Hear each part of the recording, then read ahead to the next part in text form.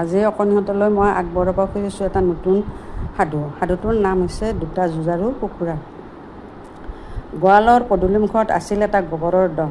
সেই গোবৰৰ দমটো লৈ দুটা মতা কুকুৰাৰ লাগিল খোৱা কোমাৰা। এটাই কয় সেই দমটো তাত থকা সকলোবোৰ পোক পৰুৱা সি অকলে খাব।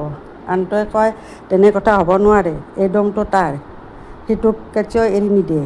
এই কথা লৈ দুয়োটাই আৰম্ভ কৰি দিলে যুঁজ। একেবাৰে ৰাম ৰাৱণৰ যুঁজ। পাখিয়ে পাখিয়ে ঠোঁটে ঠেঙে ঠেঙে দুয়ো যুঁজিবলৈ ধৰিলে। এপৰমান বেলা কুকুৰা দুটাই যুঁজিয়ে থাকিল। অৱশেষত যুঁজি এটা কুকুৰা ভাগৰি পৰিল। সি হাৰ মানি ইটো কুকুৰাৰ ভয়তে গঁৰালত সোমাই থাকিলগৈ।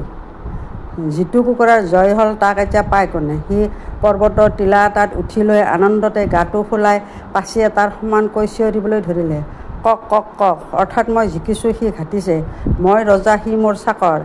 সেই সময়ত এটা ঈগল চৰাই গছৰ ওপৰত পৰি আছিল। সি সেই চিঞৰ বাখৰ শুনি তললৈ চালে। তলত নিজকে ৰজা বুলি ভাবি গপতে ওফন্দি গঙাটপ হৈ থকা কুকুৰাটো দেখি চৌ মাৰি একে থেপে তাক উৰুৱাই লৈ গ'ল। গছৰ ওপৰত তুলি লৈ ঈগলে কুকুৰাটোৰ মঙহ ডকচি খালে।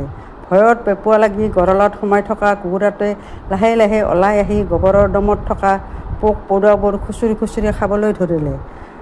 কুকুৰা ৰজাক ঈগলে কয়, অহংকাৰ হ'লে পতন হয়। নমস্কাৰ।